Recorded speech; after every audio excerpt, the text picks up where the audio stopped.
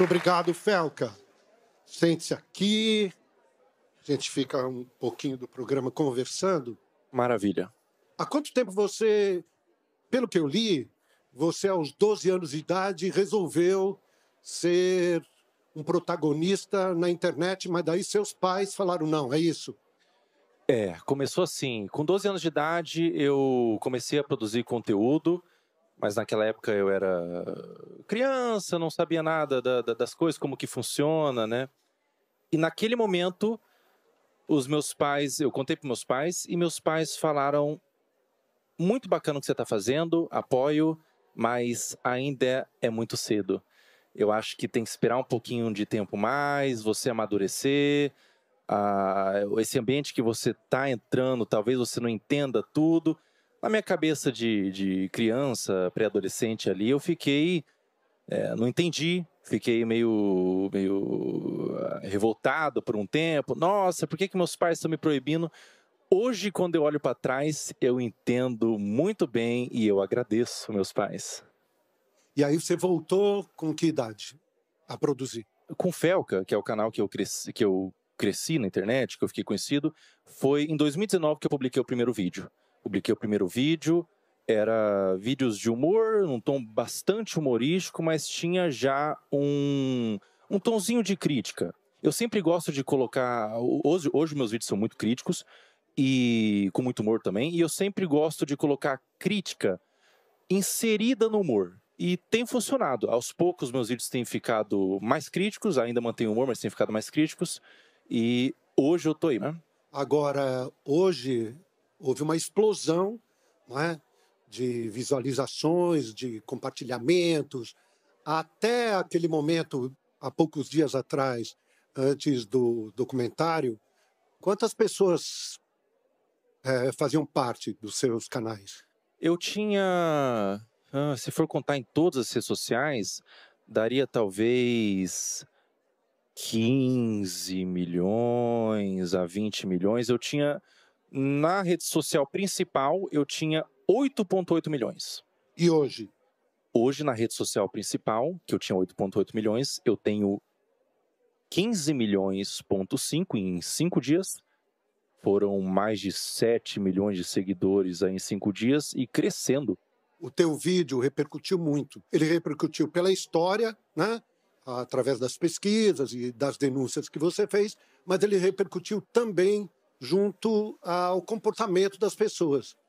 Eu acho que as pessoas começaram a refletir mais, e eu já vi vários vídeos de mães falando: eu não devia ter exposto tanto meu filho, apesar de nem ser uma exposição, vamos chamar assim, delicada ou sensual. Que reflexão você começou a trazer para a gente a respeito disso? Eu creio que esse é o ponto mais importante mesmo do vídeo, e você falou sobre ter chegado nas pessoas. E foi isso que eu observei mesmo. Me mandaram fotos, por exemplo, Serginho, de pessoas assistindo o meu vídeo na horizontal, que é uma coisa muito difícil nos dias de hoje, as pessoas estão consumindo todos na vertical, assistindo no ônibus o meu vídeo, no metrô. Eu fico muito feliz porque não é sobre mim, não é sobre eu como pessoa. É sobre a causa mesmo. Essas crianças, essas contas de perfis de crianças estão sendo utilizadas para promover trocas de pornografia infantil. Isso é muito sério. Isso é muito sério. É um assunto muito delicado, é um assunto aversivo de ser falado, é um assunto que causa repulsa, mas ele tem que ser falado. Infelizmente, é um assunto que acontece em pequena e grande escala, de forma menos ou mais problemática. Acontece desde uma exposição, desde uma adultização, crianças se portando como adultos, até crianças sendo sexualizadas de fato, né? É doentio. É doentio, é completamente doentio. É muito importante a gente falar sobre isso. E eu observei que esse movimento na internet de crianças produzindo conteúdo, e o público, ele era dividido. Ele tinha outras crianças consumindo, alguns pais consumindo, mas ele tinha naquele público também, isso é muito sério, pedófilos. Tinha pedófilos consumindo aquele conteúdo. E era um conteúdo, Serginho, que se eu mostrasse pra você, sem dar o contexto, você ia falar que era um conteúdo inocente.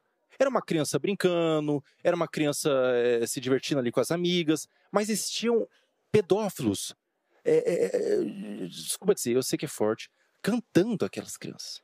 E daí você vê aquilo, você vai vendo aquele movimento, você vai vendo acontecendo, e você vai vendo pessoas que produzem conteúdo para suas crianças, pessoas que às vezes adultizam propositalmente a criança. Se você não sente uma indignação, você não é um ser humano. E eu senti uma indignação, tinha um público e falei, simplesmente, liguei a câmera, na minha simplicidade, o estúdio que você vê branco lá, o estúdio contratado, é o meu quarto. É o meu quarto, é a minha câmera ali que eu liguei, falei. As reuniões de pauta era eu e meus amigos, que a gente entrava em ligação, conversava. Cara, isso aqui tá legal, isso aqui não vai, isso aqui vai. E causou um movimento tão gigantesco, Serginho, que agora, nesse momento, tá sendo meio nebuloso, tá sendo meio difícil de cair a ficha. Mas é um convite para as pessoas que estão assistindo, todo mundo que está aqui na plateia, é um convite para vocês entenderem que vocês têm voz. Existe um poder nas pessoas. Você vê algo que está errado e falar, denunciar, na sua simplicidade. As pessoas ouvem. Existe bondade no mundo. Mas e o consumo? Consumo direto consumo. De crianças e adolescentes frente à tela. O consumo ele tem que ser, na minha opinião, supervisionado. O pai tem que supervisionar o que a criança consome na internet, porque é muito fácil é muito fácil, o algoritmo mesmo é trabalhado para isso. É muito fácil a criança sair de uma animação divertida, que ela se diverte, para um conteúdo não apropriado. É muito fácil isso acontecer. É um movimento que acontece muitas vezes. E se você, enquanto pai, tiver a capacidade de supervisionar o seu filho com 10, 11, 12 anos, ele pode consumir de forma moderada, na minha opinião, mas se você não tem a capacidade, se você não consegue ser um pai presente, se você trabalha muito, às vezes tem muitas ocupações e tudo mais, na minha opinião, bloqueio. E uma outra coisa não sobre consumo, Serginho, é sobre produção de conteúdo. Criança não tem que produzir conteúdo na internet. Não tem. A internet é um ambiente... todo mundo que está aqui sabe que a exposição não é algo fácil de lidar. A exposição vem com críticas, vem com pessoas comentando sobre você, comentando sobre aparência, vem com às vezes, um assédio, e a criança não está preparada para receber qualquer tipo dessas coisas. Então, criança não deve produzir conteúdo na internet. Internet é um ambiente para adultos. Muito bem. Tem alguém que gostaria de fazer perguntas aqui? Você aqui, vamos começar. Começa o nome? Ana. Tudo bem? Eu mais para ver sua opinião, assim, porque a gente sabe que isso não é de hoje. Não começou a postar os vídeos, principalmente do caso que você falou no vídeo, não começou esse ano, já é de muito tempo. Por que você acha que demorou tanto para tomar essa proporção, para as pessoas começarem a prestar atenção nisso?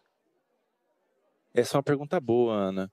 Eu acho que existiam muitas pessoas falando sobre, já era uma coisa bem pública, assim, era relatado. Eu acho que talvez faltou uma mobilização mais numerosa mesmo. Eu acho que foi uma questão de alcance que atingiu. E o alcance vem quando uma pessoa decide. Eu acho que não vem quando a pessoa tem muita autoridade ou qualquer coisa do tipo. Eu acho que o alcance vem quando a pessoa decide reunir informações importantes desde o cerne da questão. Então, reunir provas, pesquisar, denunciar. Quando ela faz ela reúne informações em um vídeo que seja também fácil de consumir, porque muitas pessoas fazem vídeos, falam sobre, mas não querem se envolver. Elas falam de forma meio assim, direta, comentam só para ganhar alguma coisinha em troca. Quando a pessoa decide colocar a cara mesmo, não é sobre a autoridade da pessoa, é talvez sobre o ímpeto de realmente querer causar uma mudança. Eu acho que tem a ver com isso. Quem mais, por favor? Aqui, você. Fala, garoto. Como é seu nome? Opa, prazer. Meu nome é Lucas. Queria perguntar para o Felca o que foi mais difícil para você depois dessa denúncia que você fez através do documentário, se foi montar, editar o vídeo, juntar essas várias denúncias, né, que você juntou para fazer esse documentário, ou o que teve de repercussão, seja positiva ou negativa. Com certeza o que foi mais difícil foi reunir essas informações, porque parte da demora da postagem do vídeo, eu fiquei 1 ano fazendo essa pesquisa, de ser um tema, foi eu sozinho fazendo essa pesquisa, e é um tema tão aversivo que se você não tem se você não tem um sangue de barata, e eu não tenho, você não consegue ficar nisso por 30 minutos ao dia. Eu ficava vendo aqueles materiais e procurando e buscando, e ficava com tanta agonia, tanta amargor assim na boca, que eu, pela minha saúde mental, vou dar um tempo, vou fechar o notebook e vou voltar amanhã. Então, esse foi o mais difícil. A repercussão, por mais que seja muita coisa acontecendo ao mesmo tempo, é muito positiva. Eu estou muito feliz porque se estão dando luz para essa causa, eu creio que possa haver mudanças. Então, é extremamente positivo. Eu estou super realizado, super satisfeito. Mas, por outro lado, tem gente que não gostou. E eu queria saber como é que você recebeu, e se foram só críticas ou chegou a ter ameaças? Algumas ameaças, sim, Serginho. Algumas críticas, alguns movimentos de difamação, de tentar descredibilizar e tudo mais. Como eu recebo isso, a gente sabia, eu sabia o que eu estava fazendo, a gente sabia, eu e meus amigos, eu e minha equipe de editor e tudo mais, as pessoas que estavam por trás, a gente sabia que o que a gente estava fazendo era grande e tudo era esperado. Tudo era esperado. Olha, a gente não sabe exatamente o que vai acontecer, mas vai vir ameaças, vai vir, talvez venham alguns processos, talvez venha gente insatisfeita com o que eu fiz. Existe também, Serginho, isso é delicado de falar, mas é verdade, existem alguns pedófilos que se incomodaram pessoalmente por eu estar tentando quebrar o esquema de pedofilia deles. Esses pedófilos, eles vão se sentir atacados pessoalmente e vão bater de frente, mas, sinceramente, quem tem que ter medo são eles, não uma pessoa que está denunciando. Quem tem que ter medo são os pedófilos. Fala. Boa noite, meu nome é Mavi.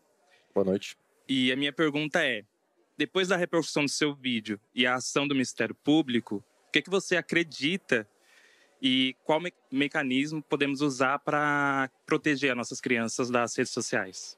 Existe o ECA, por exemplo, o Estatuto da Criança. Existem leis para proteção. O que esses criminosos fazem são crimes.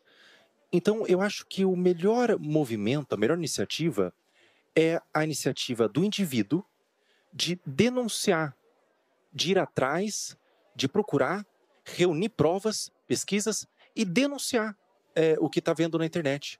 Denunciar. E, se tudo der certo, a gente consegue uma mudança no algoritmo para que esses conteúdos não sejam nem capazes de chegar no seu feed. Muito obrigado pela tua vinda Serginho. aqui, viu? Obrigado Mesmo. Parabéns pelo seu trabalho. Obrigado, Serginho. Obrigado, viu? Obrigado, viu? E até a próxima. Cadê o teu pessoal? Até a próxima. Cadê o Levanta pessoal? a mão aí, o pessoal do Tchau, Paola. Tchau, Fábio. Tchau, Caco. Glória, Acho que as pessoas estão muito impressionadas com a altura dele também. Quando ele entrou... E olha que eu tenho pega esse 1,80 m. Pega esse quadro. Não, eu tenho 1,80 m. Tá baixinho, Serginho. Você tá muito baixinho. Obrigado, aplausos aqui. Obrigadão, por favor. obrigado.